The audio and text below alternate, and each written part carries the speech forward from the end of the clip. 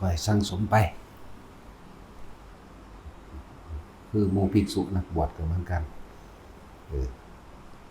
เฮาบ่บรรลุชาตินี้มันก็ต่อยอดขึ้นไปเรื่อยๆต่อขึ้นไปชาตินี้ได้แค่นี้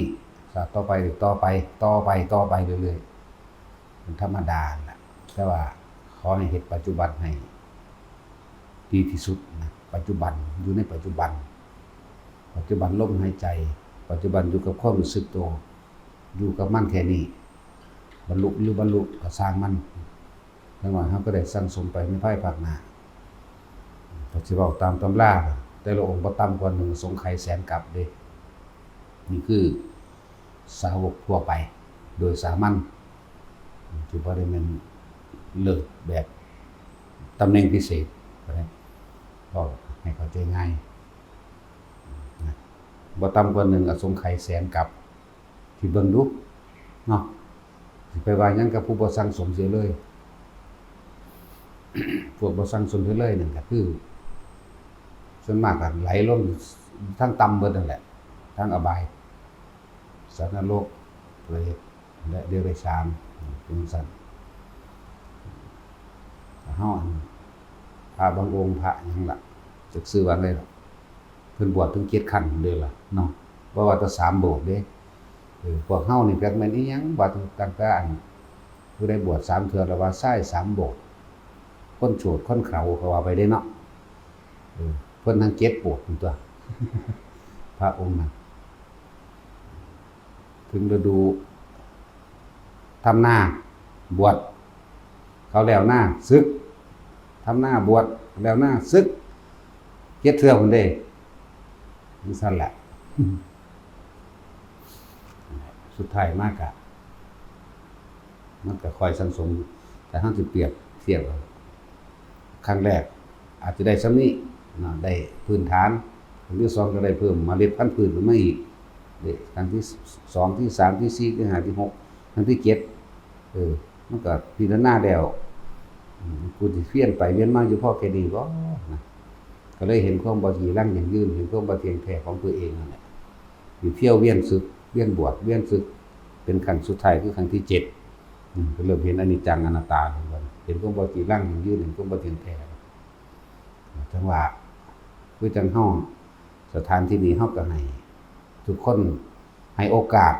ทุกคนแต่ว่าคนคนนั้นสิให้โอกาสตัวเองบ่ให้โอกาสเบิดเพื่อสิทำผิดทำหยังมาแนวใดก็สร้างนะให้โอกาสเบิดทุกคนให้บวชหรือให้เข้ามาปฏิบัติในนี่แหละแต่ว่าตัวเองบ่ให้โอกาสตัวเองบางคนก็เข้ามาด้วยความโลภเข้ามาแฝงเข้ามาด้วยการหาผลประโยชน์เยอะแยะนะแต่เฮาก็ให้คือเขาดิเทศให้ฟังเว้าบอกให้ฟังพอสนิทแต่ว่าเขาก็บ่ได้สนใจบ่หันเพราะว่าเขามีจุดหมายคือแฝงด้วยการเอาผลประโยชน์เนาะมันง่ายเด้อซั่นเฮ็ดกับวัดเอากับวัดเนาะมันง่ายเด้แม่นค่าสร้างเขาจับผู้ใดเขาฮู้จักเขาก็ปล่อยกูคือเก่าเด้มันก็แม่นของเขาเด้ปล่อยคือเก่า พวกมาลักอันงัดห้องมั่งลักหม้อแบตไปขายมั่งหม้อแบตรถเด้บ่แม่นหม้อเล็กน้อยเด้หม้อแบตรถบ้านพุ่นเด้ก็ไปขายให้ตะคูนก็คือข้อหารับซื้อของโจร รถกับรถตะคูนนั่นแหละ สื่อว่า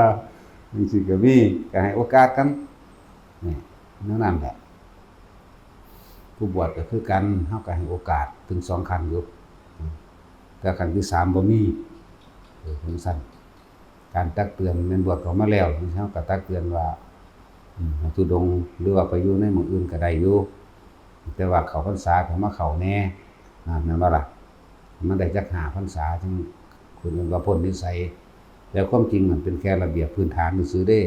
อันที่สิพ้นหรือบ่พ้นแท้เขาเจ้าก็เบิ่งกาลเทศะต่างๆสิแสดงออกมาบ่แม่นว่า5แล้วพ้นเด้ยังบ่พ้นได้เป็น10ก็ได้อยู่เด้เนาะจังซั่นแหละแต่คนสิเอาจริงมันก็ฟังความครูบาอาจารย์นั่นตัวเนาะอยู่นี่ล่ะก็อยู่รอดแล้วอันนี้มีเหตุแบบคือจังว่าบอกเฮานี่ได้ว่าสิไปพุ่นเด้อเด้บ่แม่นมาขอคำปรึกษาหรือแนะนำเด้มื้ออื่นผมสิไปสักกลจังซี่แหม จังซั่นแล้วมาบอกว่าสิไปซื่อๆเด้บ่ได้ว่า เห็นควรหรือบ่ควรอย่างใดอาจารย์ว่าจังใดก็บ่วางซั่นเด้มื้ออื่นสิไปสกลเด้อมื้ออื่นสิไปยโสเด้อจังซี่เด้เนาะนั่นแหละบ่ได้รู้จักหยังเฮาก็รู้จักว่ามันบ่อ่านอีหยังเลยล่ะในอริยวินัยเนาะจังซั่นแหละผู้มันสิเอาจริงมันฟังความก็ดอกบอกว่าบ่ไปก็คือบ่ไปบ่อยากไปก็ไปซะก็ได้ไปแม่นบ่ล่ะบ่อยากไปไสดอกแต่ว่าเพิ่นบอกไปทุดงน้ำหมู่ไปก็ไปทั่วเนาะซั่นแหละนั่นแหละถึงว่าคือให้โอกาสเบิดอย่าไปอยู่หมู่อื่นแล้วบ่กลับเข้ามาสิเฮาบอกว่าให้เข้ามาสิบ่ฟังความเด้รู้เบิดแล้วรู้แล้วก็หัวพร้อมพร้อมจังซั่นแล้วเฮาไปเอาใบสุทธิคืนเด้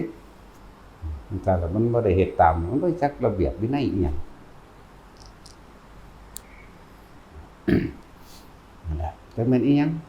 บวชเอาไปเป็นอาจารย์ใหญ่โลดไผก็เลยหามันนี่เป็นซั่นเด้บ่คือบ่ฟังความเบิดโอกาสได้ขึ้นมาแล้วเด้อบ่ได้ขึ้นมาเด้อยู่ขึ้นมาแล้วแต่เฮ็ดอีหยังตามใจเฮาบ่ได้รับผิดชอบให้เด้อ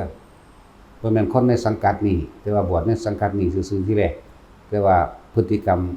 คือบ่เป็นอาจารย์ได้แล้วผู้ใดมีความผิดใดก็สร้างจับอยู่ใดก็สร้างมีหยังก็สร้างแล้วแต่ทางผู้สิเฮ็ดจังไดก็แล้วแต่ผู้เขานั่นว่าบ่แม่นคนในสังกัดมันขีดออกจากสังกัดบ่อยู่ในความดูแลรับผิดชอบเพราะว่ามันบ่ฟังความเนาะบ่ได้เก็บมือไว้เป็นอาจารย์เขาโดนแม่เนาะจังซั่นแหละผู้นึงก็ได้ปีนึงก็ไปทั้งไม้ไปหาหางหนูไปเฮ็ดบ่วงหางหนูมั้ยไปว่างเขาหนูจังซี่มั้ยมันอึดอยากหลายเลยจังซี่ทำอยู่ปะปนไปทั่วที่ทั่วแดนจังซี่ให้โอกาสขึ้นมากก็ขึ้นมาแต่ว่าบัดนี้ถ้าว่าบ่ให้ขึ้นมาแล้วก็จะมาเด้บ่เอาสำนั้นก็เฮ็ดบ่ได้เนาะนั่นล่ะ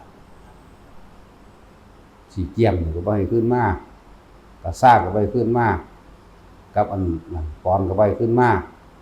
นั่นแหละออกสื่อเด้บัดนี้บ่ได้สะอ่อนเด้ยังไผอีกหามันลืมสื่อแล้วตะวันก็บ่ให้ขึ้นมาเด้คือไปบวชใหม่อยู่ในสังกัดใหม่ก็ได้บ่ได้รับผิดชอบหยังแล้วเด้พ่อแม่ครูอาจารย์เอิ้นหาพ่อหาแม่บ่ได้ฟังความจังนี้เนาะเอิ้นนำเขาซื่อๆเว้ยถ้าบ่เคารพก็ว่าบ่เคารพตัวว่ามันเอิ้นไปตามความนิยมแม่นบ่ล่ะถ้าบ่ยอมรับความจริงเฮ็ดจังได๋มันสิเข้าถึงธรรมมันบ่ยอมรับความจริงแหมคือว่าบ่เคารพกูแค่หาหม้องบวชซื่อๆกูมีเงินบวชก็จังอย่างนึงตัวเนาะก็ว่าจังซี่นั่นแหละบางพวกก็ฟ้าวไปเลยจังแม่นไผเป็นไผหลายคือยังนี่มื้อเดียวไปเลยก็มีฮอดบ้านได้ไปสุทธิอยู่จักแม่นไผเดี๋ยวผมศรัทธาอาจารย์ดิไปหรอกศรัทธาหาแม่งบ่ศรัทธาแล้วไปเลยนั่นสั่นก็ว่าหลายอยู่ได้มันชื่อบ่ได้ล่ะมันชื่อบ่ได้มันหลายแล้วเป็น10เลยแต่รวมกันมาใส่ก่อนมื้อเดียวไปเลยปากขึ้นผมบ่ฟังความไผเด้ผมเจ้าคณะอำเภอจังหวัดผมก็เถียงเด้อเถียงก็สร้างแมงแล้วมันกูแม่บ่ได้ขึ้นมาเด้เว้าเพิ่นกวนอรหันต์ไปสวดมนต์ข้ามปีอยู่ฝากฟังของพุ่นก็มีบ่ได้ขึ้นมาเด้อแต่ผู้ใดบ่นั่นแหละมีโอกาสซั่นนั้นเจ๋งน้อยแต่สิขึ้นมาก็ขึ้นมาเด้บ่ขึ้นมาก็คือขาดกันเลยเด้บ่ได้ให้มาเด้มันบ่ได้ฟังความอีหยังเนาะจังซั่นล่ะเจ๋งน้อยผู้นึงแล้วก็ไผอีกแน่ล่ะให้โอกาสเด้เว้านี่เว้าให้โอกาสเด้เฮาบ่ได้เว้าอู้อาอะปิดบังกับไผเด้ด่าก็ด่าแมงต่อหน้าโดยเด้โอด่าลูกมันนั่นแหละด่าแมงดอก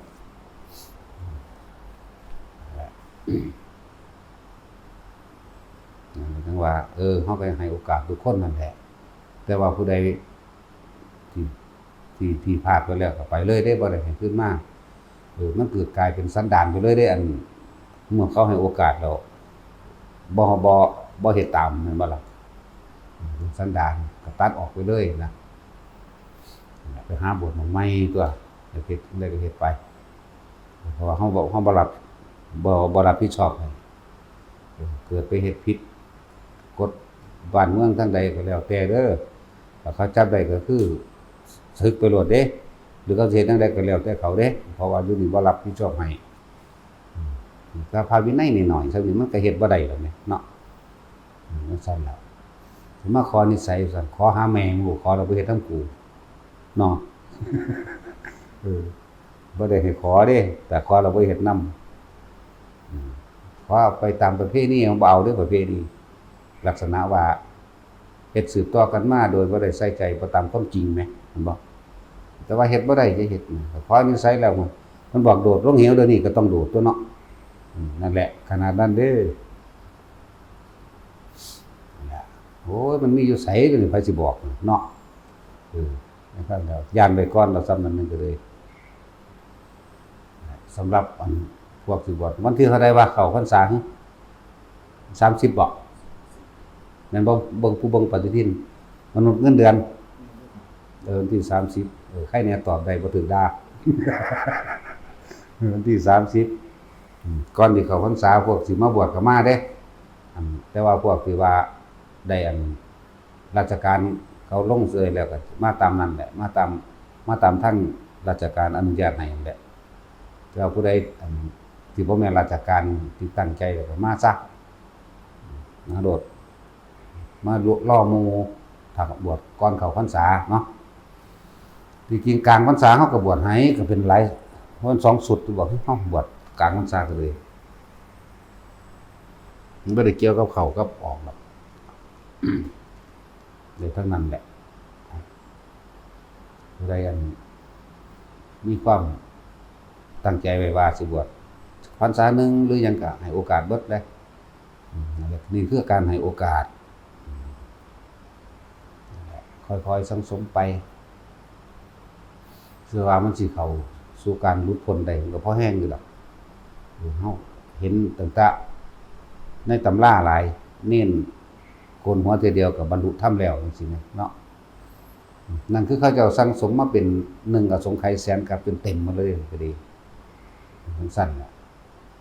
แต่เฮาบ่ฮู้หรอกว่าสั่งสมหรือว่าสั่งสมเฮาก็เริ่มทำปัจจุบันณขณะนี้ก็ให้ดีที่สุดเนาะถ้าบ่เฮ็ดตอนนี้สิไปเฮ็ดตอนใดบางคนก็คิดว่าตัวของบ่มีวาสนาแม่นบ่ล่ะ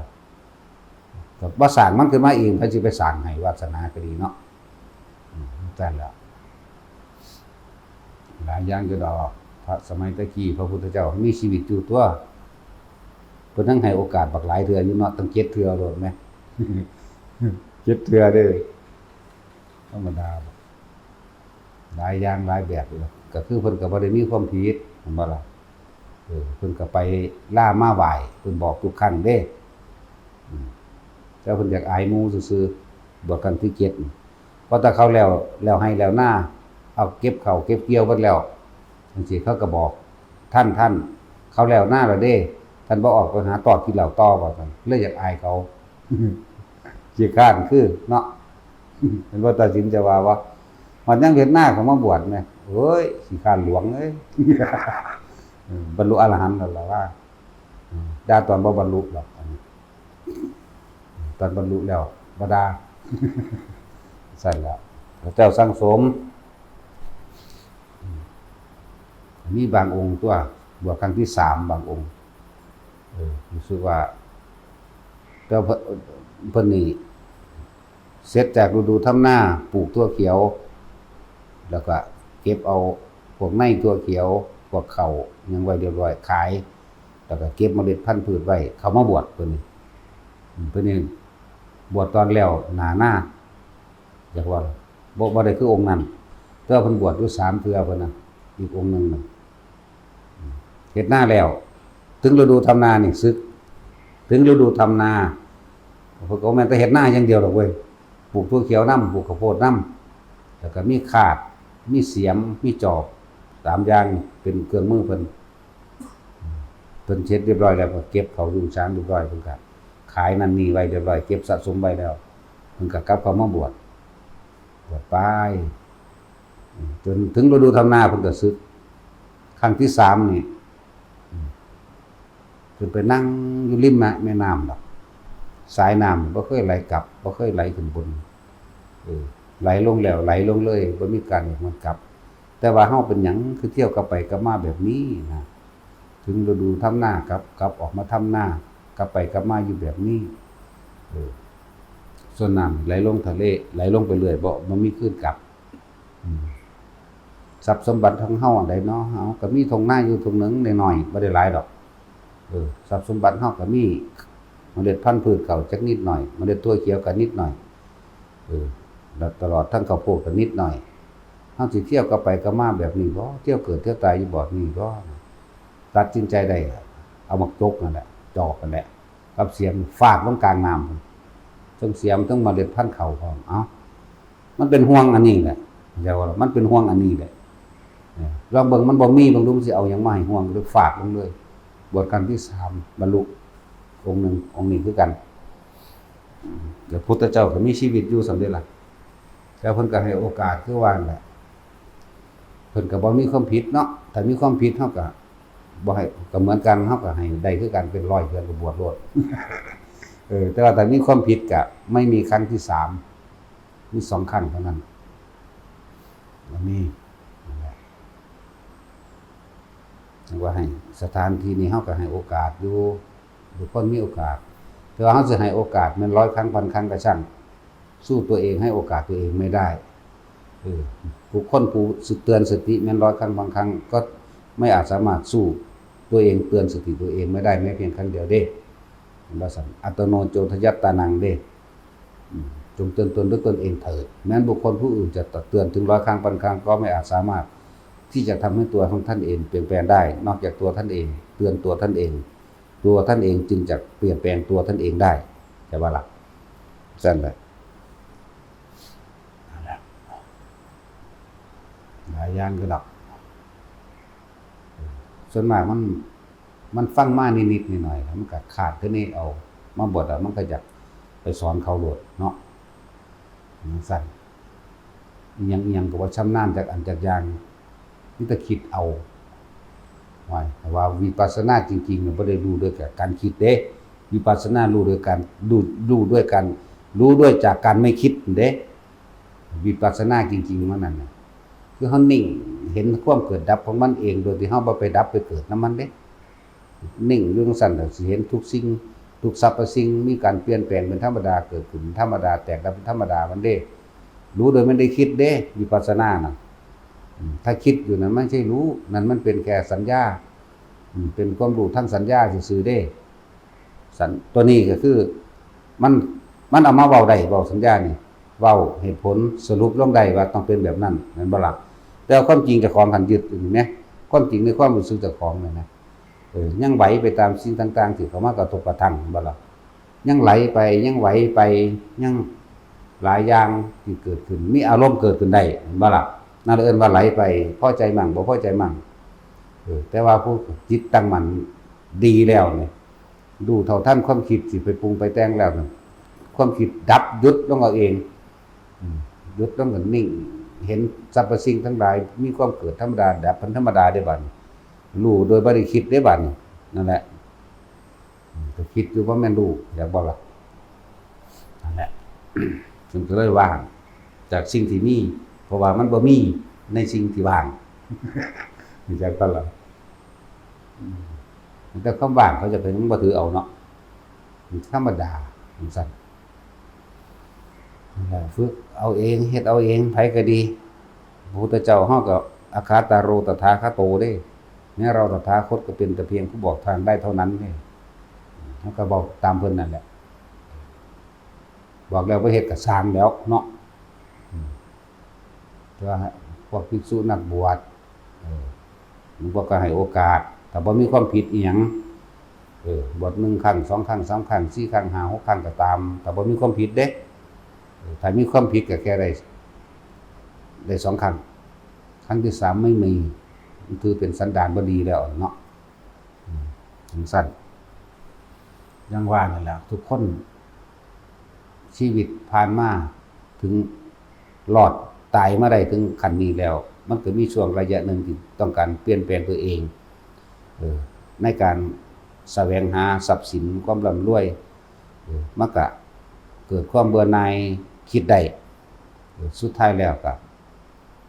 หากินซ้ำตายหรือมันก็สิหาสมบัติอันแท้จริงของชีวิตก็คือความสงบนั่นแหละบ่จำเป็นต้องด้วยล้นฟ้าบ่ต้องเด่นบ่ต้องดังอีหยังเพียงแต่ว่าต้องการเพียงแค่ความสงบความบ่เข้าไปวุ่นวายแล้วก็ความบ่เข้าบ่ถูกวุ่นวายพร้อมตะกี้เฮาเข้าไปวุ่นวายเพราะความอยากได้แล้วผู้อื่นก็มาวุ่นวายกับเฮาเขาก็อยากได้คือกัน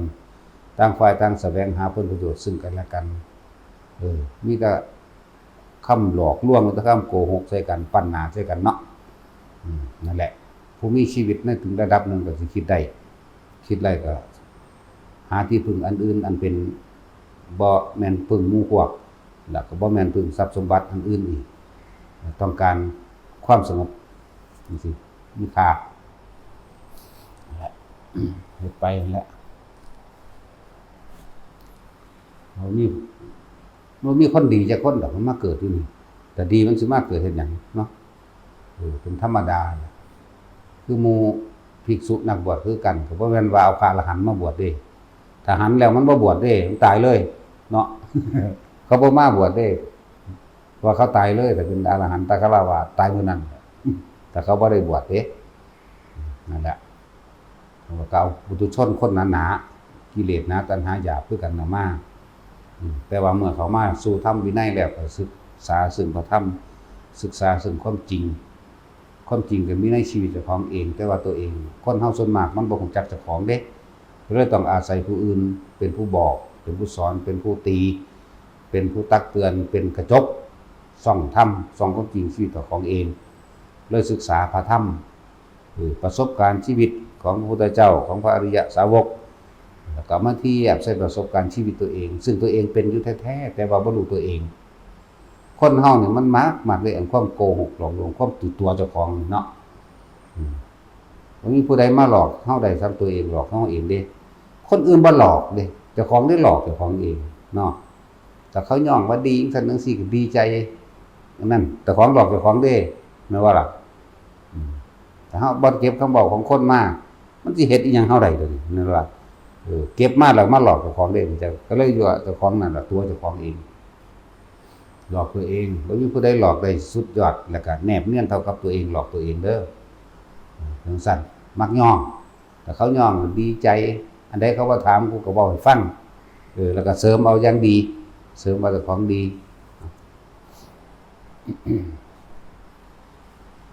ให้โอกาสตนเองเข้ามาแล้วก็พากันศึกษาเบิ่งในธรรมบทในไตรปิฎกแน่ก็บอกมันบ่มีผู้ใดว่านั่งขมุกขมุมอ่านจนว่าทะลุปูโป่งหรือตั้งใจใส่หน้าเดียวดอกหน้ามันก็ต้องเฮ็ดอันอื่นปนไปนำด้วยบ่ล่ะซั่นแหละมันก็เฮาได้นั่งนำเอาแมงอยู่นี่7 มื้อ 7 คืนเรียบจักว่าล่ะก้มใส่จังซี่เลยเด้เทียนเด้มั่นเข้าไปข้างหน้าเด้บ่ธรรมดาเด้จบฉบับนี้จบแล้วฉบับนี้ประวัติพ่อแม่ครูอาจารย์ดิ100 กว่าองค์พุ่นแล้วก็มาในที่ต่างๆนี่นำเอาโยสันบ้างบ่เป็นมันจักว่ามันมันนั่งบ่แม่นมันคือแมงมันเด้บ่แม่นหมักบกขัวว่าล่ะโอ้ยมันวางบ่ได้เด้ประวัติองค์นั้นนำเอาโยสันไล่ไปหนังสือธรรมะมีบันทึกไว้อยู่ทางใดค้นหาเอานี่แหละปานนั้นก็ยังเร็วคือเก่านั่นแหละมันแต่สิฆ่าคนเนาะตัดสินเฮาศูนย์นี่ผู้ใดก็บ่ได้บอกตัดสินไปเฮาก็เหยียบมันเลย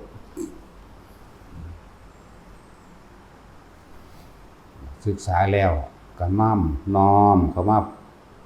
ปกป้องคุ้มครองตัวของเองก็บ่ล่ะคือเฮาทำตามนั่นแหละศึกษาแล้วเฮาก็มาทำตามธรรมดาศึกษาไว้มั่งซ้ำนี่มันสัมปไตรปิฎกปีนึงจักสิอ่านได้จักรอบเนาะอ่านไว้เพื่อเป็นแนวทางแห่งตนเองเด้บ่แม่นอ่านไว้ก็ไปถากถางผู้อื่นเด้ซั่นล่ะส่วนพระวินัยต้องรู้ทุกคนบ่ซั่นก็บ่มีเครื่องรักษาเจ้าของเลยพระวินัยได้เป็นเครื่องปกป้องคุ้มครองเจ้าของเองเนาะมันก็เฮ็ดกฎหมายคุมไว้บ่ให้ทำผิดเนาะ แต่ทำผิดไปก็ได้รับโทษทั้งคือคนทั้งโลกนั่นแหละจังซั่นล่ะพระวินัยของพระพุทธเจ้าของคนบ่มีกิเลสเป็นผู้บัญญัติขึ้นแม่นบ่ล่ะรอบครอบกว่าตัวส่วนกฎหมายมันมีแต่คนกิเลสหนาตัณหาหยาบไงเขียนขึ้นมาก็เขียนขึ้นมาเพื่อผลประโยชน์ของเจ้าของเองนั่นน่ะแม่นบ่ล่ะคนละเรื่องกันเด้คือบอกว่าพระวินัยของพระพุทธเจ้านี่บ่มีที่เตาะติ่งไอ้ที่ฟิลมันบ่ฟิลบ่มีหม่องอันติ่งได้เลยบ่มีหม่องท้วงติ่งได้เลยแน่นจริงๆศึกษาไว้แล้วเฮาก็เฮ็ดไปได้มั่งบ่ได้มั่งก็บ่แม่นของที่ว่าเป๊ะทั้งเบิดดอกก็มันเพิ่นก็ลดหย่อนผ่อนมาเลยมีการได้แสดงอาบัติแสดงบอกความบริสุทธิ์เปิดเผยความจริงใจแก้กันว่าผมทำผิดอันนี้เด้อก็ขอแก้ขอไขกันตัวเนาะซั่นแหละคนยอมรับความจริงเด้จึงจะถึงความจริงได้เกลียดก็บอกเกลียดรักก็บอกรักผิดก็บอกผิดถูกก็บอกถูกเด้จึงจะได้รับธรรมะแท้ของจริงมันสิบ่มีแนวข้างค่าแต่คนบ่รับความจริงมันจะโกหกเมื่อโกหกแล้วก็ซ้อนโกหกไปเรื่อยแต่คนที่โกหกที่จะไม่ทำชั่วอย่างอื่นไม่มีเลยมันจะซ่อนมันไปเรื่อยคำพูดหน้ากับคำพูดหลังไม่ตรงกันแล้วนั้นระหว่างการคำพูดหน้ากับคำพูดหลังก็มีการโกหกทับซ้อนไปเรื่อยโกหกผู้อื่นนั่นน่ะยื้อคำโกหกก็ได้แต่โกหกตัวเองไม่ได้เลยเด้คนเว้นถ้าหลงคักๆเราเข้าใจว่าเจ้าของดีกับของเด่นนั่นน่ะโกหกตัวเองนั่นแหละผีหลอกมันบ่ได้เป็นตาย่านซับตัวเองหลอกตัวเองหรอกเนาะผีหลอกก็หลอกทั้งความคิดเจ้าของเองซื่อตัวผีจะเป็นจังไดผู้ที่ว่าสิบวชก่อนเข้าพรรษาก็มาได้แล้วแต่มันก็เข้าเร็วๆเด้เพราะเฮาบ่มีวันเฮาบ่มีเวลาเฮาบ่จื้อหยังเลยบ่จื้อบ่จำหยังเด้เข้าหรือออกอยู่ซ้ำเก่านี่แหละวันสำคัญหรือบ่สำคัญอยู่ซ้ำเก่านี่แหละเนาะบ่ไปบ่มาบ่หน้าบ่หลังเด้บ่ซ้ายบ่ขวาอีกอยู่ซ้ำเก่านี่แหละผู้ใดมาแล้วมาให้ค่าโอ้ยดีเพิ่นเก่งแล้วก็หนีซ้ำบางคนก็มาด้อยค่าจังซั่นจังซี่หนีซ้ำเนี่ยเฮาอยู่หม้องเก่าเด้เนาะเฮาอยู่หม้องเก่ากลางๆอยู่เป็นกลางๆบ่สนใจกับไผสิด้อยค่าหรือให้ค่ามาด้อยค่ามาด่ากูด่าแม่งขึ้นคือกันนั่นแหละกูสิยอมบ่เนาะตัดสินว่ากูสิยอมกูบ่ได้ยอมคนเด้ภาษาคนซื่อ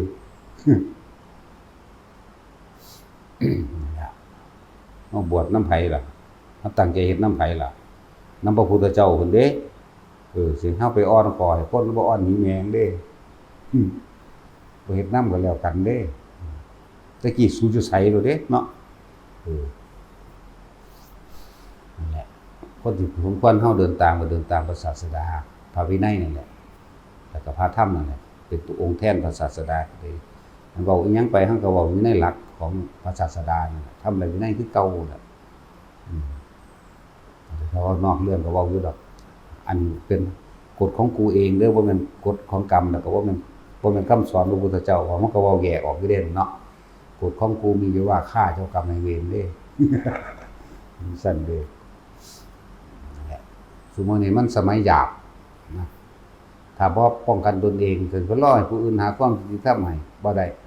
ต้องปกป้องตนเองแล้วก็เอาความตายเข้าว่าโลดแลกกันเลยโลดมันต้องขนาดนั้นเด้แม่นเขาสิเฮ็ดเล่นก็สร้างกูเฮ็ดจริงเนาะเขาเฮ็ดเล่นอยู่แล้วเขาตัวเขาหลอกลวงตัวเองว่าเขามีอำนาจเขามาคมมาหิงเฮานี่แม่นบ่ล่ะเฮาบ่เล่นนำที่เฮาฟาดแมงของจริงเลยจริงจักได้ของจริงเจ็บจริงตายจริงโลดเนาะนั่นแหละพวกภิกษุนักบวชเฮาก็นั่นแหละศึกษาพระวินัยแล้วอันใดก็ถามกันนั่นนี่ซะก่อนนั่นแหละท่องเอาคำแสดงอาบัติคำแสดงบริสุทธิ์บอกบริสุทธิ์คำพิจารณาซึ่งที่อยู่อาศัยเสนาสนั่งคำพิจารณาซึ่งผ้าจีวรสังฆาก็ว่าไปพิจารณาซึ่งอาหารว่าเฮาพิจารณาอย่างแยบคายว่าเฮา อาศัยอาหารนี่เป็นไปเพื่อหยังเพื่อความเมามั่นบ่เพื่อความประดับประดาบ่ล่ะหรือเพื่อยังอัตภาพมันเป็นไปเท่านั้นนะสัญญาก็คือกันกิรณปัจจะเพสัชชะปริฆาโรก็ว่าไปผ่าปิดแผลเพิ่นบอกว่าจังไดผ่าปิดฝีผ่าปูนังเพิ่นบอกว่าจังไดนิสีธนะบ่อธิบายอธิษฐานใส่ของใส่ผ้าต่างๆมันเป็นของมันเด้มันมีสื่อไผสื่อมันอยู่อธิษฐานบาทอธิษฐานรองเท้าบ่ได้ยากดอกรองเท้าเป็นบริวารโลดปริวาระโลดเป็นบริวารเอากับบริวารหลายๆอย่างนั่นแหละอธิษฐานใส่บางที่ก็ด้วยความจำเป็นหมวกหรือว่าเครื่องกันหนาวนึงดอกนะส่วนบางหม่องเพิ่นก็เข่งมันบ่ใส่หมวกหรือว่าเสื้อกันหนาวเนาะโลกเขาเอิ้นเสื้อเฮาเอิ้นผ้ากันหนาวเอานั่นแหละบางอย่างบางหม่องเพิ่นก็ห้ามขาดเพราะสำนั้นแหละว่าผู้ใดอยู่ยินดีดอกห้ามรักไปเลยเนาะห้ามหมู่ซื่อๆดอกแต่ของกันรักใส่คือกันจังซั่นล่ะหลายอย่างคือดอกบางอย่างเฮาก็รู้สึกว่าเป็นกังวลกับคำเว้าอื่นๆเนาะยึดหลักพระวินัยเอาเด้อบางองค์เขาเจ้าเว้ามาเฮารู้สึกว่าวิตกกังวลกับคำเว้าของเจ้าเนาะจะไปหยังหลายนะถ้ารักษายากหลายก็รักษาใจตัวเดียวนั่นแหละเนาะมันจังบ่ได้รักษาอย่างอื่นอีกรักษาลมหายใจเจ้าของเองนั่นน่ะมันบ่มีโอกาสได้ไปผิดเด้เข้าใจบ่ล่ะอยู่กับลมหายใจนั่นมันบ่มีโอกาสได้ผิดดอกนะมันเพราะมันบ่ได้ไปคิดถึงอย่างอื่นมั้ยมันคิดถึงแต่ลมหายใจนี่คิดถึงแต่ความรู้สึกในตัวเองนี่นะบ่ผิดก็แล้วกันนะความคิดบ่ฟุ้งซ่านบ่ไปปรุงแต่งบ่ได้ไปอยากตีอยากฆ่าอยากโลภอยากหลงก็ไปทั่วเนาะมันอยู่ในนี่มันอยู่ในลมหายใจนี่มันอยู่ในความรู้สึกโตนี่นึงมั้ยมันสิมีโอกาสได้ไปทำผิดสมัยตะกี้ก็มีคนขอศึกจากพระพุทธเจ้าอยู่แล้วพระวินัยของพระองค์หลายโพดผมเฮ็ดบ่ได้หรอกผมย้านผมบาปมันสิขอศึกซะโอ้แต่มันหลายๆเพิ่นว่าเจ้าก็คือบ่รักษาใจเจ้าตัวเดียวเอ้ารักษาจังไดล่ะใจมันฟุ้งซ่านมันคิดไปทั่วที่บ่แม่นเจ้าต้องรักษา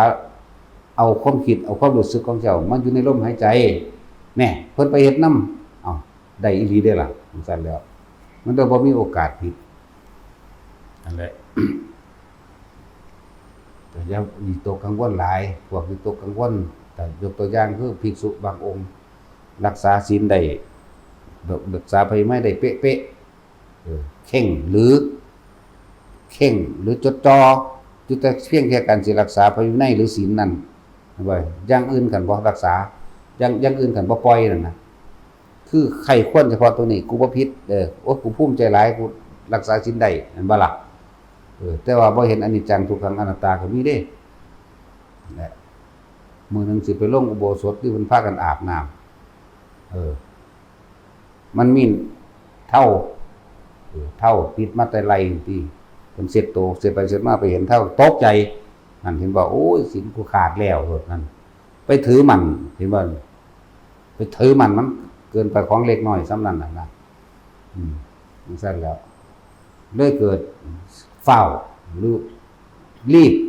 ในการสิไปแสดงอาบัตินะพอดีตีนไปเตะตอไม้นี่น้อยหัวฟาดพื้นตายซ้ำด้วยความกังวลเรื่องนี้เห็นบ่ไปเกิดเป็นจระเข้เข้าใจบ่ล่ะบาดเป็นจระเข้อีกผู้นึงไปขี่เรือข้ามมันห้วยไปนั่นแหละข้ามน้ำไปนั่นแหละก็เลยเอาตีนไปเอาตีนจุ่มลงไปในน้ำไปถึงแหนที่แหนไปข้างตีนมาน้ำที่เกิดความกังวลเลยบัดแล้วจังซั่นแล้วเกิดความกังวลนะฟ้าวไปสิไปแสดงนั่นแหละฟ้าวหลายตีนของขากับของเองหัวฟาดพื้นตายด้วยกันไปเกิดเป็นนาคจังซั่นเลยมันมีความกังวลอยู่บ่นั่น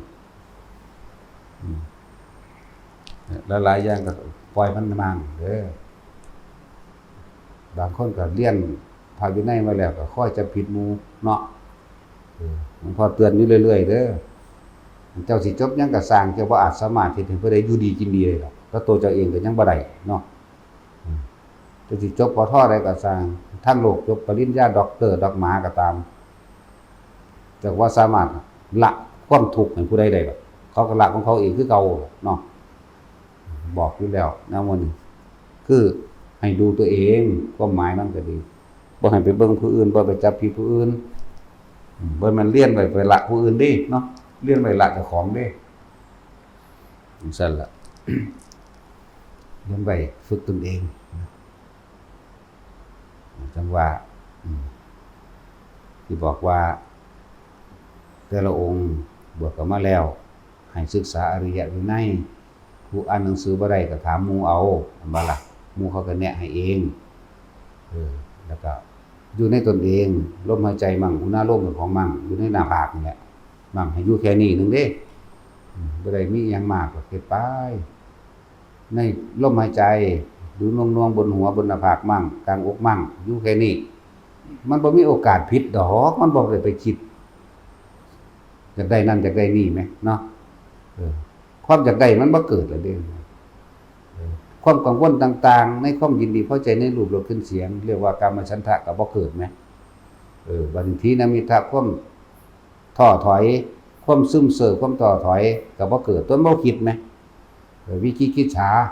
ความลังเลสงสัยเรื่องนั้นเรื่องนี้มันจะเอาหยังมาสงสัยก็มันอยู่ในลมหายใจหรืออุณาโลมแล้วซั่นแล้วปฏิฆะอาฆาตเนี่ยก็มันบ่ไปคิดถึงผู้ใดแล้วมันจะเอาหยังมาปฏิฆะแค่นี้นึงเด้มันก็บ่มีความเราร้อนและกังวลเด้มันก็ดับมันก็เย็นของมันแล้วเด้แค่ตัวแค่นี้บ่ต้องไปอื่นอีกหรอกนะปิติปราโมทย์เกิดขึ้นโดยความรู้สึกตัวในหัวมั่งบนหัวหนังหัวเฮานั่นแหละบางทีก็ซึมลงกลางสมองพร้อมเด้บางทีของแต่ว่าผู้ใดเคยเป็นบ่บางคนก็อิ่มอยู่ในระหว่างทำกลางกายแล้วแต่มันสิเป็นดอกนะแต่ว่าขออย่างเดียวอย่าออกจากกายพ่อวะแค่ว่าบอกจากกายบ่ออก1ลมหายใจก็คือกายในกายอันนึงอยู่แล้ว2เวทนาในเวทนาคือความรู้สึกอันอาการปิติเกิดเองปิติปราโมทย์เกิดขึ้นเองเนี่ยคำว่าจิตในจิตก็หมายถึงว่ามันรู้อยู่เฉพาะกายเจ้าของเองนะซ้ำนี้ก็พอแล้วเด้เน้นตรงนี้แหละจะไปคิดหาอยู่หม้องใดอีกถ้าเฮาคิดถึงผู้อื่นเฮาก็กังวลกับผู้อื่นแม่นบ่ถ้าเฮาคิดอยู่แต่นำหม้องนี้นึงแม้ใส่ความรู้สึกรับรู้อยู่เฉพาะกายมันสิเอาหยังไปเกิดเด้อนี่มันก็บ่มีหม้องตั้งบ่หมายถึงมันบ่มีหม้องคิดไปถึงมั้ยมันก็เฝ้าสังเกตความรู้สึกกับลมนั่นเด้ล่ะนั่นบ่ล่ะเท่านี้นึงละนิวรณ์หาก็เว้าได้นิวรณ์เมื่อกี้นี่เห็นบ่ล่ะบ่บาลีเนี่ยจังหน่อยนิวรณ์กังวลในความพอใจกามฉันทะถีนมิทธะวิจิกิจฉาปฏิฆะนั่นว่าซั่นแล้วก็ความสงสัยต่างๆนั่นแหละบัดนี้ถึงขั้นละเอียดถึงขั้นละเอียดเด้อเวลาจิตเฮามันตั้งมั่นดีแล้วเข้าสู่ทุติยฌานมีเฉพาะอาการปิติวิตกหายไปวิจารหายไป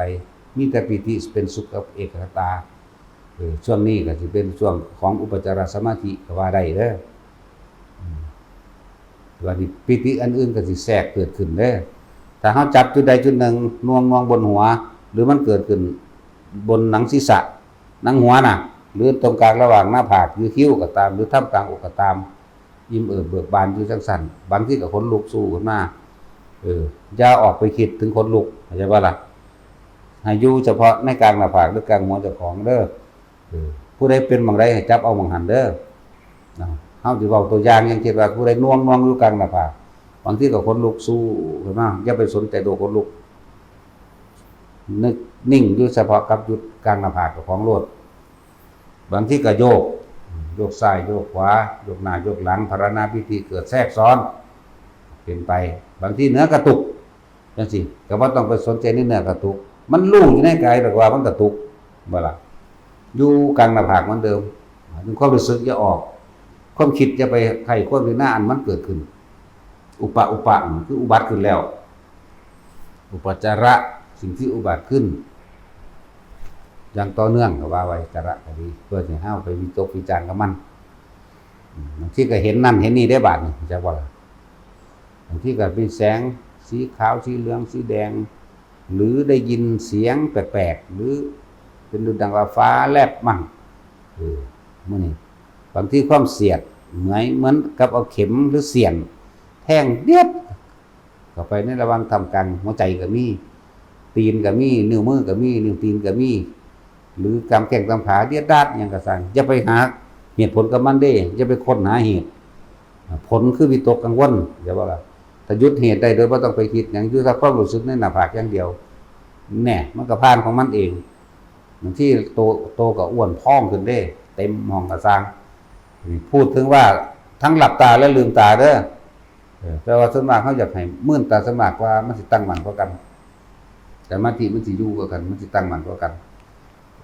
ตามันก็เห็นหูก็ได้ยินมันเห็นทุกอย่างหมายถึงตาสดๆเท่านี้แหละนะถึงมันแม้นทุกอย่างสิเกิดขึ้นแม้นมื่นตาอยู่มันก็เห็นได้แนวแปลกประหลาดนั่นแหละ บางทีเสียงสะบัดพวกขาดก็เขาบอกมาแล้วเคยเป็นมาแล้ว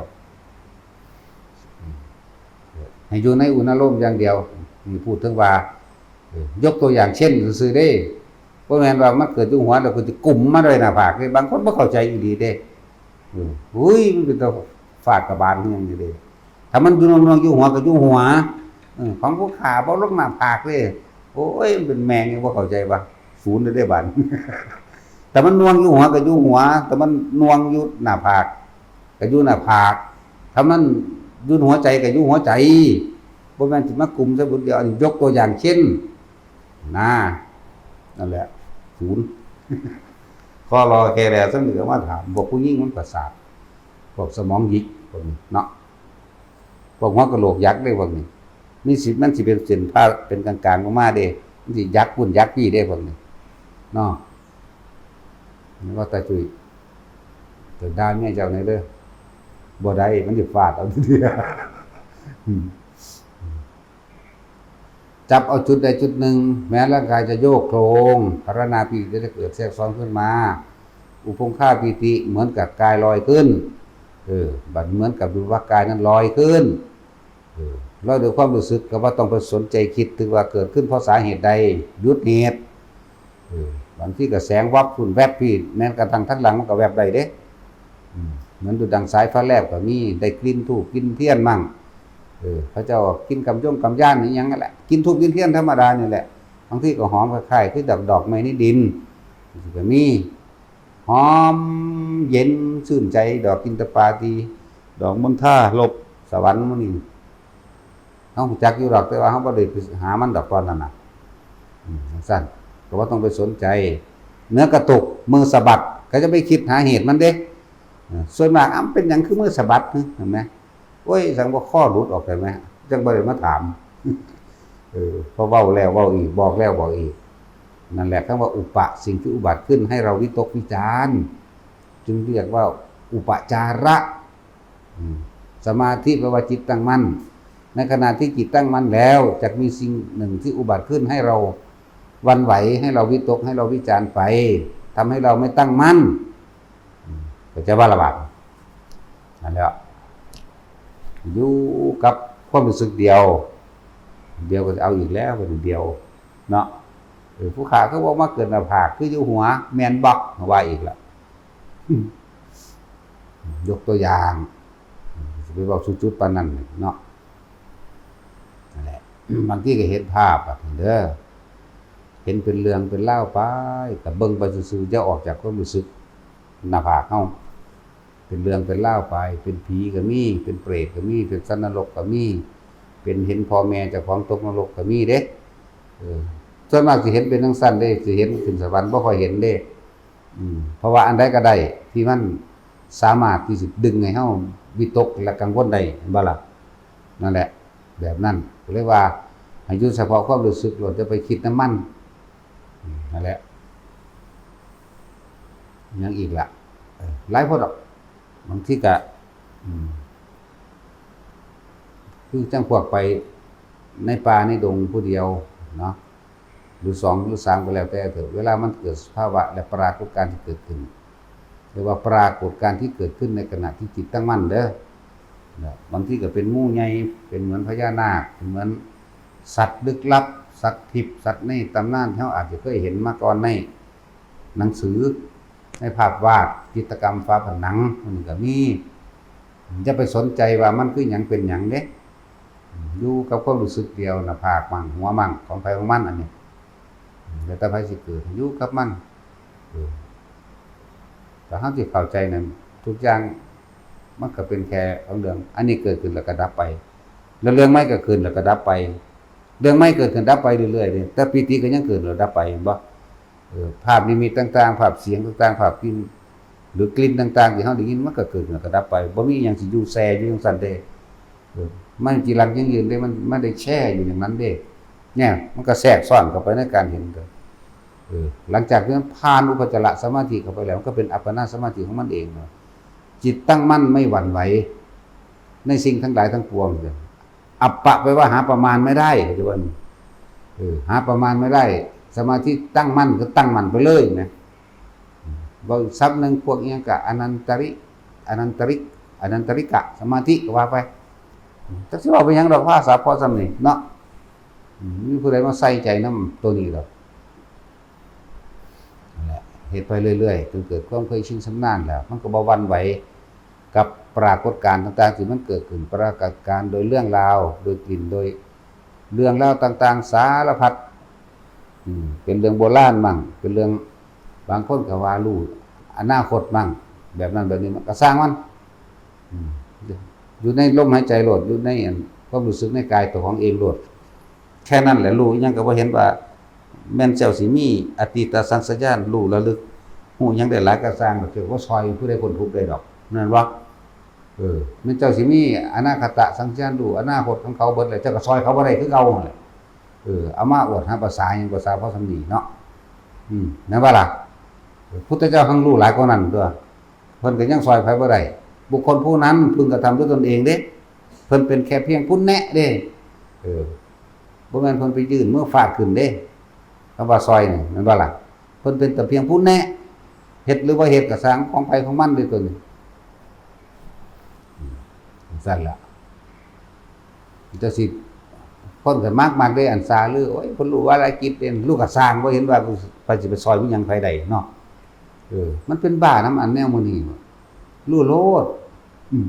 รู้เข้าไปรู้แล้วก็ให้เขารวยขึ้น100 ล้านพันล้านมึงดูเนาะรู้แล้วก็ให้เขา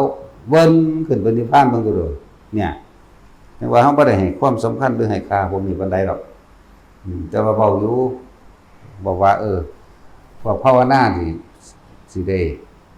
รู้เห็นอิหยังต่างๆแปลกๆบอกซ้ำนี้นึงเด้บ่ได้ว่าสิไปให้ค่ามันเด้หอเวิ้นๆมาเจ้าก็บ่เห็นว่าเจ้าสิไปเฮ็ดนี่คนนั้นไปสวรรค์นิพพานได้ดอกแม่นบ่ในขนาดหอเวินมายังบ่ได้สวรรค์แหมนอนบ่ล่ะนั่นท่านแล้วโอ้ยบ่ค่อยมันบ่มีสำหรับเรื่องนี้เนาะเห็นแต่เครื่องบินทั้งเทื่อตาจุ้ยแล้วก็เห็นวาวดื้อหอเวินๆน่าจะสินสั่นแล้วก็บ่เห็นว่าวาวนั่นสิไปเฮ็ดให้ผู้ใดไปสวรรค์นิพพานได้แหมบ่เฮ็ดให้ผู้ใดมีอยู่มีกินได้นั่นผู้นั้นหอมาหายตัวมาปิ้งปังมาก็สร้างบ่แล้วขับเข้าแม่นบ่ถ้ามีเนื้ออยู่ในกินทุกคาบได้กินหยังปิ้งขึ้นได้กินบ่ทุกคาบนี่เป็นซาสะอ่อนหรือเป็นตะหุ่มห่อใส่อยู่เนาะอันนี้บ่เห็นว่ามันสิซอยหยังไผได้ยิ่งประเภทไปใบหวยใบเลขใบนั้นไปหาพ่อหาแม่มึงก็บ่บอกเขาตรงๆโลดเขียนแมงล้านงวดพุ่นไว้ก็ได้ตัวทั้งแน่จริงเนาะแม่นบ่ซั่นพวกปัญญาอ่อนฟังอยู่ว่าเดี๋ยวนี้พวกแล่นหาเลขหาเบอร์นั่นน่ะถ้าเขาเฮ็ดกับมือแงกๆจังซี่ซื่อๆเป็นบ้าแล้วหูทิพตาทิพมันบ่ได้เฮ็ดให้ผู้ใดแล้วขับเข้าย้อนตัวเนาะฟังดีๆเด้มันบ่ได้แล้วขับเข้าเด้แต่ท้องเสียเงินค่าขับเข้าซำตัวอันค่ารถเติมน้ำมันไปแพงๆซำเนาะแน่จริงก็เขียนแมงล้านงวดไว้ตัวแล้วก็เขียนของเบิดทุกประเทศพร้อมเนาะจังซั่นมันบ่แม่นดอกอันหูอีหลีบ่ทันทาดอกคน100 คนพันคนมันต้องถือผู้นึงล่ะนั่นก็ล่ะนั่นแหละจะไปสะออนกับอันลึกลับแบบนั้นหลายมันมีเพิ่นก็บ่เห็นว่าสิซอยผู้ใดได้ดอกเนาะผู้นี้อุ้ยตาทิพย์หูทิพย์เด้แล่นเข้าไปใส่เฮ าบ่ได้หาอยู่หากินอีกเด้เพิ่นซอยให้เฮามีอยู่มีกินเนาะเป็นตาไปอยู่เด้อหม่องจังซั่นเนาะบ่มีแถมซ้ำไปโบยบายขี้ตัวคนเฮ็ดปากมุ้ยไหม้ยกนิ้วมือคุณดุนขึ้นกุดให้กูแน่ๆมื้อน้ำตาตัวเขาดีหลายกันเลยบอกนี่บ่ให้ไปงมง่ายทุกสิ่งทุกอย่างนี่พึ่งตนเองเอาตามคำแนะนำพุทธเจ้าตัวพึ่งตนพึ่งธรรมตัวพึ่งความจริงกับตนเองตัวการพึ่งตัวเองนั่นแหละคือความจริงเรื่องพึ่งตนพึ่งธรรมจนเป็นแสงสว่างจนเป็นตะเกียงให้แก้ตนเองหมายถึงนำทั้งตัวเองโดยเอาธรรมนำคือฟังแล้วก็เฮ็ดตามซื่อๆได้ล่ะเนาะคือไว้ในเด้อบัดพวกใดเป็นบ้าหลงไหลไปสะอ่อนแต่นำคนหูทิพย์เพิ่นตาทิพย์เพิ่นฮู้อดีตเพิ่นฮู้อนาคตฮู้ได้จังใดฮู้แล้วเป็นหยังฮู้แล้วเอ้ายังไงต่อแม่นบ่ตาจุ้ยแล้วไงอีกแล้วไงต่อตารู้แล้วฮู้แล้วสู้บ่ได้แล้วครับเขาอยู่บ่ต้องหาอยู่หากินแล้วเด้อเฮาพระองค์นั้นมีหูทิพย์ตาทิพย์รู้อดีตรู้อนาคตเด้อแล่นห่มใส่รถกูก็สิแล่นใส่คือกันเนาะมีแต่เขาตัวอันที่มึงนี่เนาะบ่เห็นว่าสิไปให้ผู้ใดแล้วครับเขาเนาะแล้วเรารู้แล้วมันละกิเลสให้เขาได้บ่ล่ะบ่ได้อีกมันเอาสวรรค์นิพพานเขาได้บ่ได้อีกโอ้ยตั้งแต่เอาเนื้ออยู่เนื้อกินให้กินมันก็ยังเอาให้บ่ได้ไหมเนาะสิไปวายยังก็ของปานนั้นเอารถให้ไผได้อยู่บ่ดูก็ดีมันสั่นเปล่าเอาละฟังไว้แน่งมง่ายคักหลาย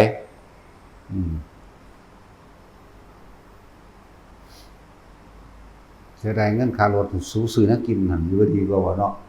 เพิ่นบ่ตัดสินเอาไปซื้อนักกินอันนี้เติมน้ำมันไป 4-5,000แล้วก็ไปถามกันทั้งสั้นทั้งที่ตัวใดนั่นแหละเห็นฉีดถูกง้อแง่งๆไปตีไปพวกปัญญาอ่อนทั้งสั้นล่ะเห็นเทียนเขายดเย็ดต้องไปก็โอ๊ะเลข8เขาเลขมันเลขนี่ว่าเนาะแต่เขาแน่อีหลีเขาเขียนให้ล้านเขียนไว้ฮอดล้านปีมาได้ตัวเนาะเขียนแมงทุกงวดพุ่นเนาะตัดสินงวดวันที่1งวดวันที่16ของประเทศไทยมีเท่านี้1ล้านงวดมันสิอยู่ซื่อเอาจนตายอยู่บ่วะเนาะแต่มันรู้อีหลีนั่นของอเมริกาของอันดูไบของลาวของอันนั้นอันนี้เขียนไปแมงทุกประเทศ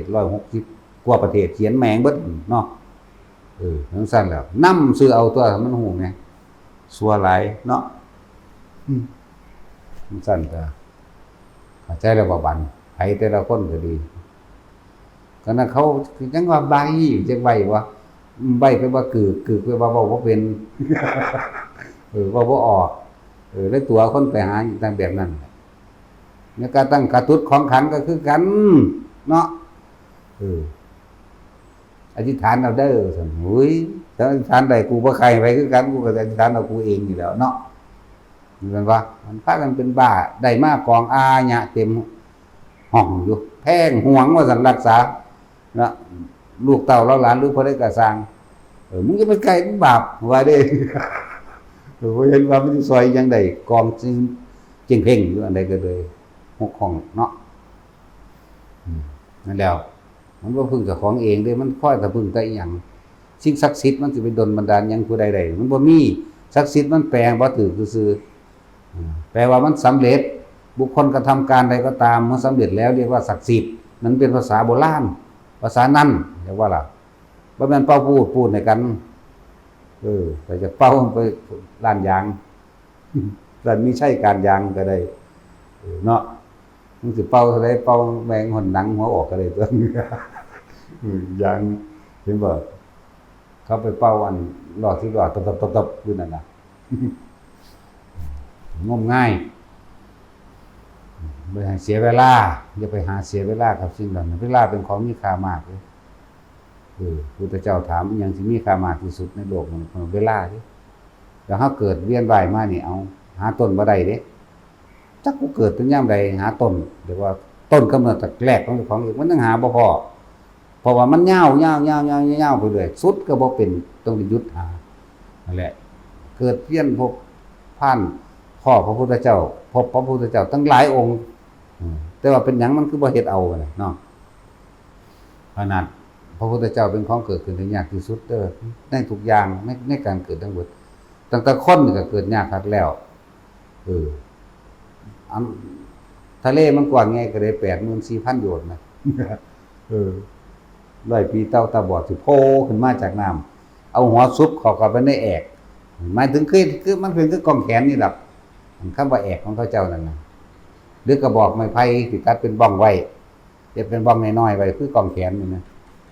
ทิ่มลงไปในน้ำแม่น้ำหนึ่งกว้างใหญ่เกินเลย 84,000 โยชน์ว่าซั่น100 ปีได้เต่าตาบอดจังสิโผล่ขึ้นมาทีนึงหัวมันสิซุบเข้าปุ๊บเข้ากระบอกมันได้พอดีหรือแอกนั่นตรงนั้นพอดีนั่นแหละการเกิดเป็นมนุษย์ยากขนาดนั้นแหละเห็นบ่ล่ะแล้วพระพุทธเจ้าเกิดยากกว่านั้นอีกเป็นแสนโกฏเท่ามั้ยธรรมดาว่าขนาดคนก็เกิดยากกว่านั้นแล้วพระพุทธเจ้าเกิดยากกว่านั้นอีกแสนโกฏเท่าอันสั่นตัวบัดนี้เฮามาคิดเบิ่งพระพุทธเจ้าเพิ่นว่าพระพุทธเจ้าเกิดมานี่มากมายยิ่งกว่าเม็ดทรายในท้องทะเลทั้ง4นับเม็ดทรายในโลกทั้งเบิด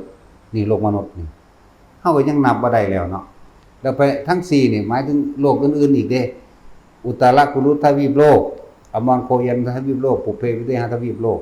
โลกทั้ง4คือชมพูทวีปโลกของเฮานี่มนุษย์นี่แล้วมันสิได้จักเม็ดกันนี่พระพุทธเจ้าเกิดมากมายขนาดนั้นแล้วกูมันนั่งเว้าแม่งยังอยู่นี่ก็ยังว่าได้ซั่นเนาะตาสินกูยังว่าขมขมหาด่าคนนี่แหละทั้งมึงก็ด่าหมาเจ้าแล้วนั่นแหละเวลาที่มันผ่านมาเฮาผ่านมาเท่าใดนับล้านพระองค์นับบ่ได้อีกเด้ นับบ่ได้ที่ว่าเอามาเป็นตัวเลขที่เอามาเป็นตัวเลขพอระลึกได้ว่าตนที่เฮาเคยปรารถนาว่าอยากอันได้นิพพานนั่นแหละหมายถึงบำเพ็ญบุญกุศลมาเนี่ย3,584,392พระพุทธเจ้าไหมอันนี้เอาเฉพาะที่ได้บวชโดยเอหิภิกขุเด้บวชโดยพระโอษฐ์พระปากเธอต้องเป็นภิกษุมาเถิดอันทำเรากล่าวไว้ดีแล้วต้องกล่าวพุทธังธัมมังสังฆังสรณังคัจฉามิต่อเพิ่นก็บวชฉะนั้นเด้เบิ่งดูนั่นน่ะอันนี้บวชเอาเฉพาะถูกมั้ยอันบวชโดยปลายสมัย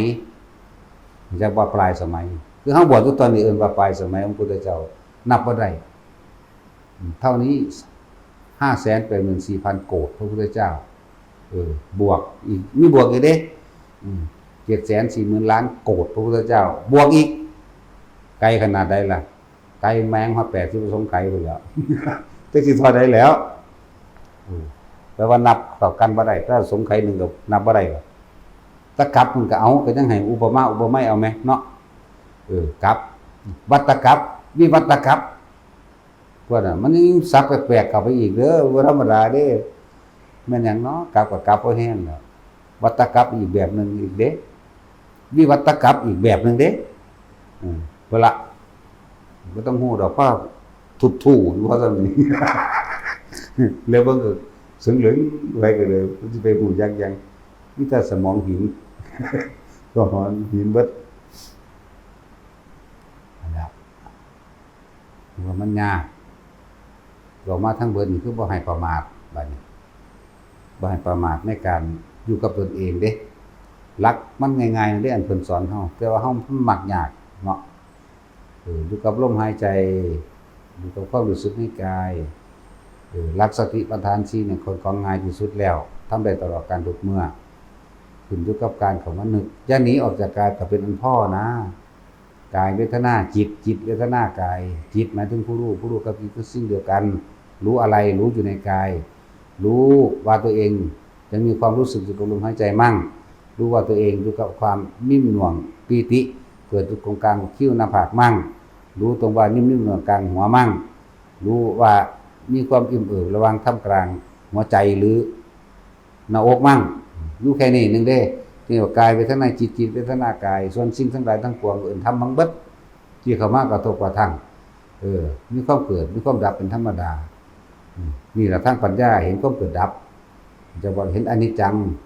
ไตร ถ้ายึดก็เห็นทุกข์เห็นอนัตตาแก่เกิดกับดับมันยอดของปัญญาคืออนิจจังทุกขังอนัตตานั่นแหละพอเฮาเข้าไปยึดเฮาเลยมีความทุกข์นั่นแหละของคำว่าอิมัสสมิสติกังโหติเพราะสิ่งนี้มีสิ่งนี้จึงมีเพราะมีการเข้าไปคิดยึดสิ่งนี้จึงเกิดขึ้นบ่ล่ะแล้วถ้าไม่ได้เกิดสิ่งหนึ่งเกิดขึ้นแล้วมันก็เกิดต่อกันเรื่อยๆบัดจึงบอกว่าอวิชชาเป็นปัจจัยเกิดสังขารสังขารเป็นปัจจัยมันเกิดวิญญาณเป็นกัดให้เกิดนามรูปไล่ไปจนว่าถึงสุดท้ายภพชาติชรามรณะโศกปริทุกข์ต่างๆต่างมาเกิดอาศัยซึ่งกันและกันเวียนว่ายอยู่ในวัฏฏะวัฏฏะคือว่าวนหมุนวนกันอยู่เช่นนี้เฮาก็แหกออกจากวัฏฏะตัวแหกออกแหกมันได้ล่ะลมหายใจเนี่ยเป็นตัวแหกพระอรหันต์อยู่ในหูดังท่านศีลภาวนาหรือบารมี10อยู่ในหูดังอาจจะว่าล่ะหนทางแห่งพระนิพพานหรือพระนิพพานในหูดังนั่นแหละจะไปหาหม้องอื่นอีกเอาหม้องมันง่ายแล้วก็เฮ็ดเอาตัวจะตัวแต่ของหลายแต่ของบรรลุเนาะนี่ก็นั่งสมาธิก็นั่งตัวเจ้าของได้คนตัวแบบได้เอาโกหกตัวเองไปแล้วตั้งเวลาไว้นั่ง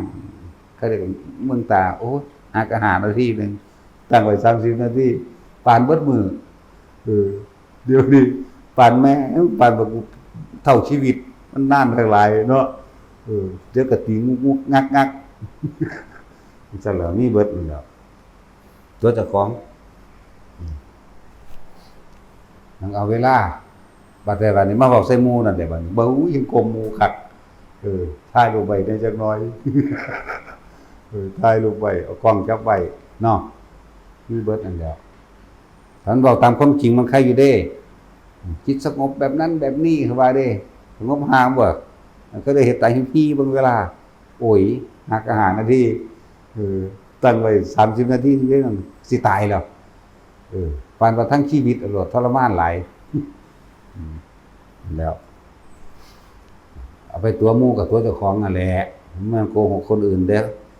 เขาบ่สนใจเจ้าปานใดดอกเขาบ่ใส่ใจเจ้าอีหลีเด้มีแต่ตัวเจ้าเห็นความสำคัญของตัวเองซื่อๆเด้เนาะไปเว้าเรื่องนั้นคนนี้เขาฟังย่านแต่ผิดใจย่านแต่นั้นเขาบ่สนใจดอกเขาสนใจตัวเขาเองคือเจ้าของสนใจตัวเจ้าของเองล่ะแม่นบ่เรียกว่าโกหกตัวเองคนที่บ่ได้รับความจริงคนที่บ่เข้าถึงธรรมความจริงคือคนที่โกหกตัวเองนั่นแล้ว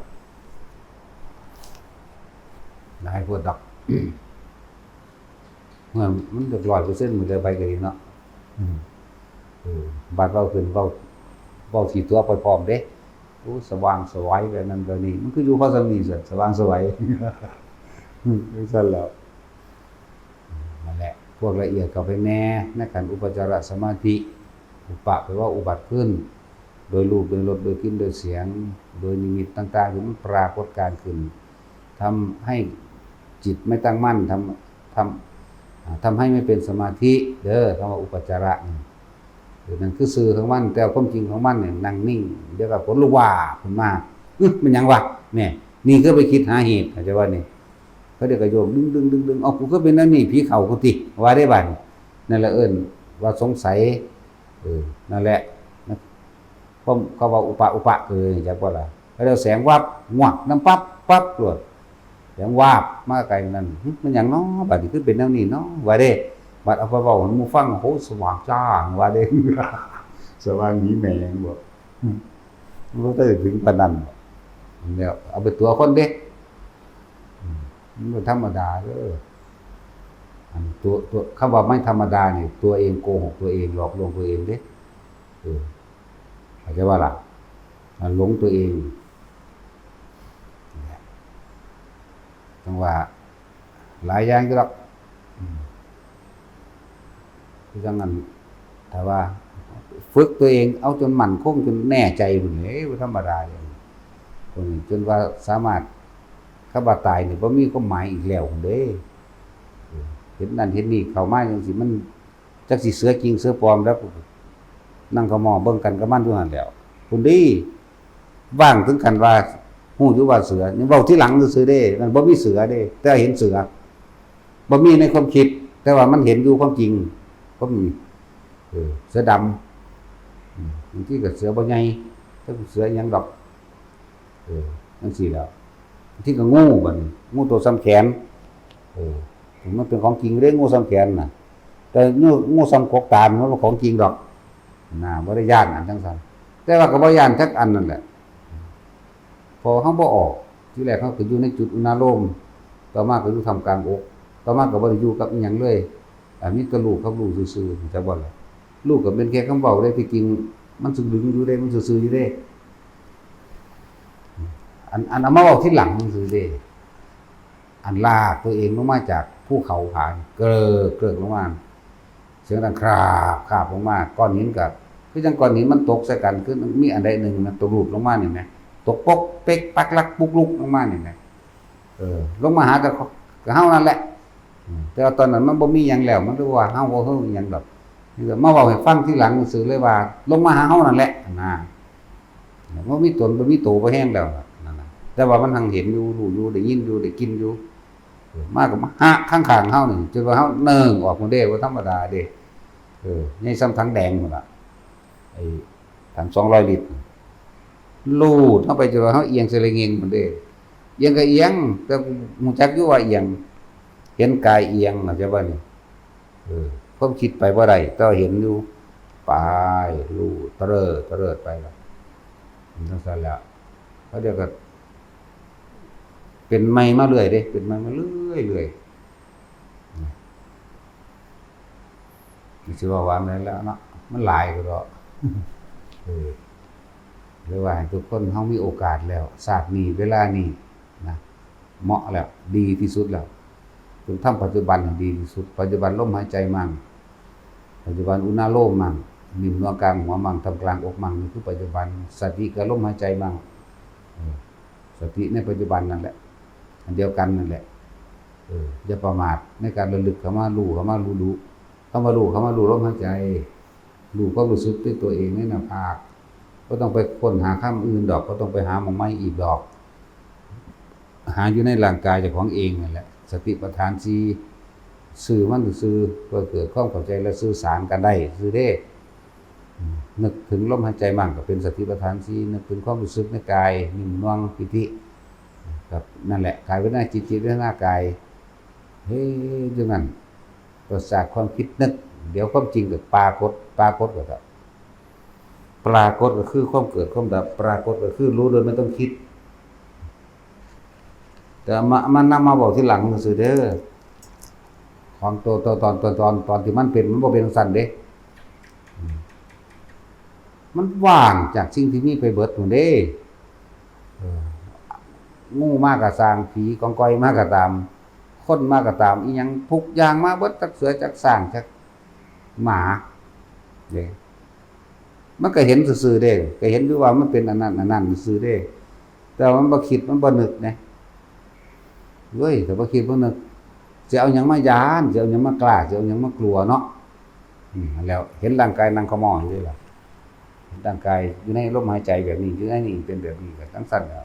อันเห็นกับผู้รู้ได้เห็นแต่มันอยู่ไสตัวนั้นก็เลยตัวรู้ตัวผู้รู้ก็ดีเป็นคั่นล่ะเฮ้ยกวางมันย่านคนก็ดอกมันนอนนั่นห้องอยู่ใกล้ๆเฮาดังโป๊กๆอยู่แล้วกวางมันคือห้องนั้นดูห้องเครื่องนี่แต่เสียงกวางได้นี่เรียกว่าล่ะเสียงแบบนี้อีหลีเด้สิเอาปากคิดเอาก็บ่คือหลายก็เฮ็ดแมงของจริงโลดแล้วโป๊กคนสิความหมายไปอย่างอื่นอีกแบบนี้ล่ะกวางตัวผู้จังซั่นล่ะเขาใหญ่แต่กวางตัวเมียก็เขาเลี้ยวเด้คือในเมื่อผู้หญิงแหละแต่ถ้าในเมื่อผู้หญิงเป็นตะขี้เดียดก็มีเด้ปุ่มคนนี่ข้อต่างๆกันหัวยิกๆตาตีๆแบบอันบวกผู้หญิงจังซี่คือว่าปุ่มบักใหญ่ได้ขี้เดียดก็อย่างนี้เนาะกินกับจักเรื่องใดแบบอันเหยังซั่นแหละมีหลายอย่างที่คำว่าว่างจากสิ่งที่มีภาพต่างๆในมิติซ้อนกันก็มีเยอะแยะเด้แต่ว่าเฮาบ่ได้ไปสนใจมันเอามาเว้าทีหลังซื่อดีตัวมันเว้าอยู่นั่นแหละ ถ้าผู้ใดตั้งมั่นในตนเองแล้วมันทั้งสิฮู้เขาเห็นเอาเองดอกแนวมื้อนี้แต่ฮู้แล้วเห็นแล้วให้คือหลวงพ่อว่าเด้อย่าไปสนใจอย่าไปค้นหามันเด้อย่าไปหาเหตุมันเด้ถ้าหาเหตุมันเอาแล้วบัดนี้พ่วงอีกแล้วกูเออหายานอนหลับมากลุ่มกันนอนอยู่นั่นแล้วมันคิดนำมันผิดบ่เลิกเด้มันเข้าใจว่าของจริงนั่นบ่ล่ะเดี๋ยวก็ขึ้นต้นไม้เดี๋ยวก็ตำประตูเขาลงครัวมันเดี๋ยวเว้าอยู่ผู้เดียวนั่นแหละสารพัดเด้นั่นแหละสติมันบ่แนบนิ่งมันบ่อยู่ในลมเนี่ยมันไปคิดนำเฮ็ดหยังกับแนวที่ไปเห็นภาพหลอกภาพหลอนนั่นแหละเนาะของปลอมเบิดตัวแต่จริงมันก็นำดึงให้คนมาเบิ่งนำได้ตัวเนาะซั่นแล้วแต่เฮาก็เว้าคือมันก็แค่ความฝันแน่ภาษาฝันโลดเห็นจริงแต่เรื่องบ่จริงแน่จริงจังไดมันบ่เอาผู้อื่นไปเบิ่งนำได้ไหมก็เห็นแต่เจ้าของนะแล้วส่วนจักรวาลหมุนใส่กันครับโลกแตกระเบิดตูมห้างสนั่นหวั่นไหวในหัวบ่ต้องจักสิวางได้คือจังมันดังออกหูสมองกลางจักสิเว้าจังได๋เว้ยระเบิดธรรมดาบ่ปีนซ้ายปีนบนปีนล่างเว้อออกเหลือแต่ความว่างแต่ว่าไปสำคัญมันหมายว่าในความว่างยังบ่ว่างเด้จังซั่นแหละแค่รู้ซื่อๆมันว่างเลยไปนั่นดินั่นแหละก็เป็นมาจังซั่นแหละบ่แม่นเป็นนั่งรับตายเด้นี่นั่งรถม่านมื่นตาโคโมเว้ากันดีๆเด้ว่าสิเป็นก็เป็นเด้ของพวกนี้เว้ากันดีๆนี่ล่ะ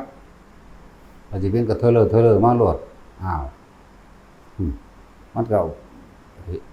เห็นอันนี้เบิ่งอยู่ซื่อตัวน่ะมันไปพุ่นล่ะบอกว่าคือเป็นสะก้อนผู้ใดก็เลยเน้นย้ำกันนี้ออกจากกายเด้อใครก็ดีสติปัฏฐานกับตัวเองนั่นแหละผู้ใดนี้ออกจากกายเพิ่นก็ย้ายหม่องทุกข์เกิดภพเกิดใหม่ละพวกนั้นนิ่งอยู่ในกับมันโลดจะไปสนอย่างอื่นแต่ว่าภายวินัยมันหลายเฮ็ดบ่นำบ่ได้อยู่ในหัวใจอยู่ในลมหายใจเจ้าของนั่นแหละเข้าใจบ่ล่ะครบเบิดเลยในหันล่ะศีลสมาธิปัญญาก็อยู่ในหันล่ะในลมหายใจบารมี10อยู่ในหันละหรือบ่ละอยู่ในลมหายใจหรือในความรู้สึกตัวมื้อนี้ละจะไปเงิดหลายๆอย่างอยู่ในนี่เองเพิ่นก็ค้นหาในกายเพิ่นนั่นแหละนะสมทาน